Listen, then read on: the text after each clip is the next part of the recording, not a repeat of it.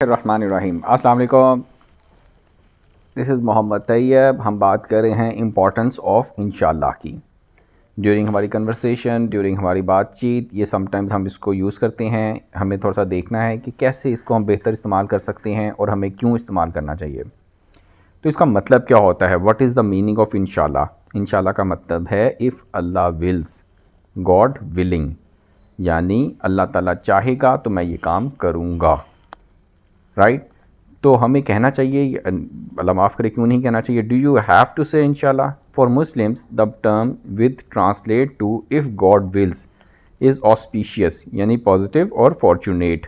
यानी ये बड़ा खुशकिस्मती वाली बात है कि हम अपनी कन्वर्सेशन के दौरान इंशाल्लाह का वर्ड यूज़ करते हैं। If you want something to happen you should say इंशाल्लाह before you say anything else about it. The Quran says as much in its 18th chapter सूरह अल-कहफ़, यानी कुरान मजीद में भी इसके बारे में हुक्म है। और सूरह कहफ़ है जिसकी सूरत नंबर 18 है, उसमें अल्लाह ताला कहता है एंड नेवर, मफ़हूम बयान कर रहा हूँ, and never say of anything indeed I will do that tomorrow except if अल्लाह विल्स। यानी आप अपने किसी भी काम करने के बारे में ना कहें कि मैं ये कल ये काम करूँगा, मगर इंशाल्लाह। इंशाल्लाह literally if God has willed is use to refer to a future event, यानी हम मुस्तकबिल के काम के बारे में कह रहे हैं कि अल्लाह ताला की मर्ज़ी हुई तो हम ये काम ज़रूर करेंगे।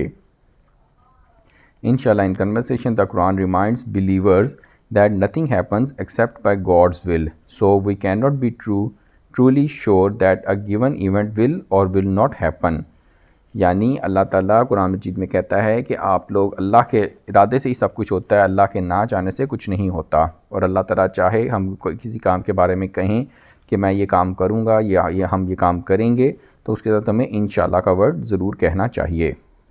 होप विद इंशाल्लाह, यानी अल्लाह ताला, इस हमें उम्मीद होनी चाहिए कि अल्लाह ताला की मर्ज़ी के साथ हम ये काम कर लेंगे।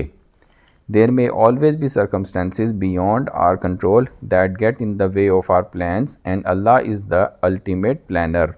यानी कई ऐसी हमारे अंदर तो कुछ भी नहीं है, अल्लाह ताला के चाहने से ही सब कुछ होता है। तो do not say of anything I shall do such and such tomorrow without adding inshallah and call your Lord to mind when you forget। और अगर आप भूल जाएं तो याद आने पर ये कह दें इंशाल्लाह। इंशाल्लाह के साथ सिंसियर इंटेंशन भी चाहिए होती हैं। सिंसियर इंटेंशन का मतलब कि आप ये काम, फॉर एग्ज़ाम्पल आपने किसी के पैसे वापस करने हैं, तो आप कह रहे हैं यार मैं तेरे वापस कर दूंगा इंशाल्लाह, और आपके दिल में ये है कि यार अगर अल्लाह ने चाहा तो हो जाएगा, अल्लाह ने ना चाहा तो नहीं होगा, मैंने एफ़र्ट नहीं करनी। तो ये बात गलत है। आपको अपनी पूरी एफ़र्ट करनी है, उसके बाद जो काम होगा वो अल्लाह ताला की मर्ज़ी ही से होगा। यानी some people believe that Muslims use this particular Islamic phrase इंशाल्लाह to get out of doing something as a polite way of saying no. This does occasionally happen, the use of inshallah when a person wishes to decline an invitation or bow out of a commitment, but it is too polite to say so. And unfortunately, it is also true that a person who is sincere from the start may brush a situation off by uttering the phrase। यानी sometimes किसी बंदे ने कोई काम नहीं करना होता, वो कह देता है इंशाल्लाह, तो ये गलत है, इस तरह की बात नहीं करनी चाहिए।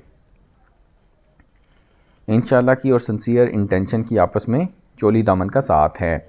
सच पर्सन यूज़ इंशाल्लाह casually with the unspoken implication that the event will never happen. तो this is not true, this should not be done. However the use of the phrase इंशाल्लाह is part of Muslim culture and practice and believers are raised with the phrase